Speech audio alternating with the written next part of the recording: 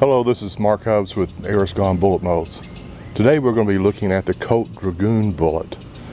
This is the big bullet, 260 grains, very large for a 44 caliber revolver.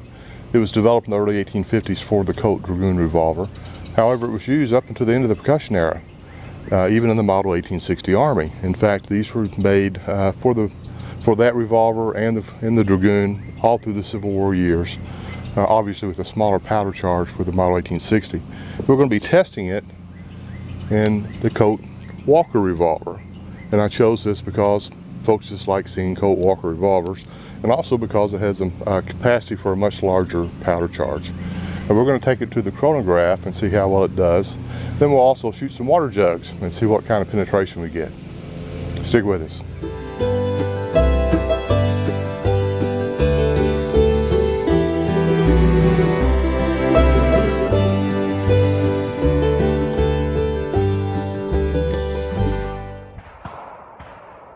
For the chronograph, I was shooting 40 grains of 3F powder underneath the bullet. And that's about as much as I could get in that chamber underneath this long bullet. I didn't use any lubricated wads or any lubricant over the bullet, mainly because the chronographs very often get confused by anything else that's coming through there other than the bullet, including a wad or a spray of grease or lubricant. You can see that my wedge is a little bit too tight. I'm having to assist the cylinder a little bit as I cock the hammer.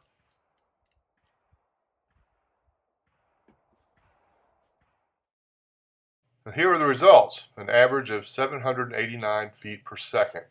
That makes 389 foot-pounds of energy using this 260 grain bullet. And that amount of energy is slightly more than a modern 45 ACP using a 230 grain hardball bullet. Powerhouse? No, but very respectable as far as energy coming out of the bore of that gun. Well, the chronograph results were impressive. I'm sure some of you are asking, why not try a round ball also, just to see if the claims about the Walker being the most powerful revolver up until the 357 Magnum are true. And I'll try that sometime. But today we were looking at the Colt Dragoon bullet. And next we'll try water jugs. Now, they didn't come out, the results didn't come out the way I had hoped, but it was still a lot of fun, and I did learn a few things when shooting this Colt Walker at those jugs. On this first try, the bullet destroyed the first two jugs, split them both wide open, but then veered upward and went down range, and unfortunately I could not capture the bullet.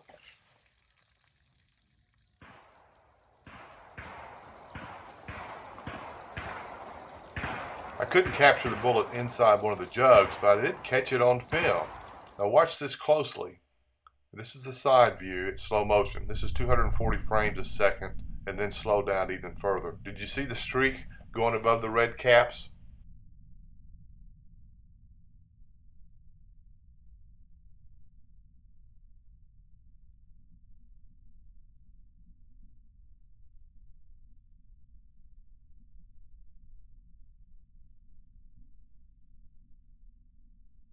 I'll slow it down frame by frame. Maybe you can see it then. But look above the second red cap. See the little streak? And now the next frame, see above and between the last two red caps? There it is before it moves on.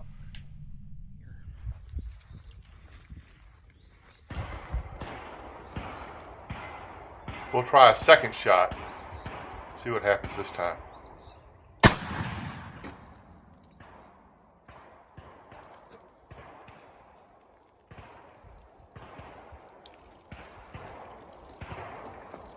This time the bullet veered downward out of the second jug and went into the table.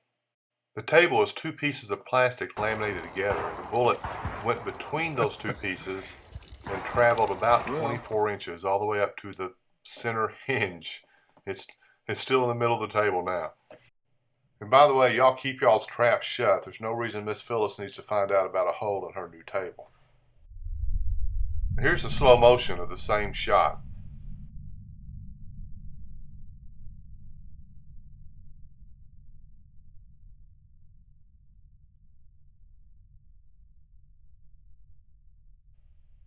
Well, I was running out of jugs and I still had another test to do that day, so this next one was my last shot, but it turned out to be the best.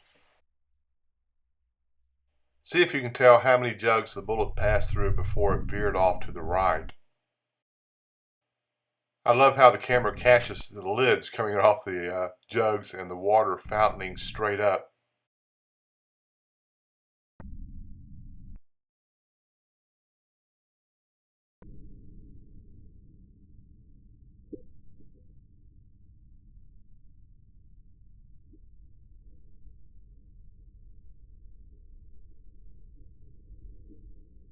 If you watch close, you can see bubbles appear in the fifth jug and then water spouting out a bottom corner where the bullet exited.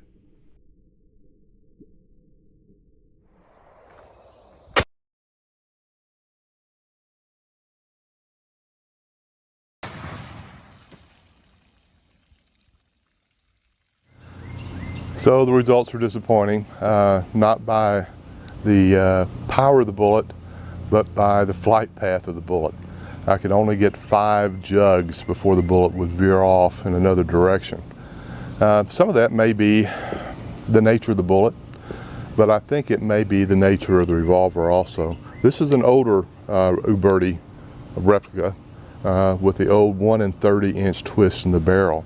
The newer guns have 1 18 and potentially may have had better luck with a faster turning bullet. And I may have tried this again with my Colt Dragoon to see if I can get better results. It has the faster twist.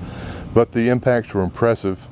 I enjoyed watching them and filming them also. So I hope you enjoyed this video. If you did, please subscribe and give us a like, and we'll try another bullet and another weapon at another time. Thanks. You can learn more about all of our bullet molds at www.arasgonebullets.com.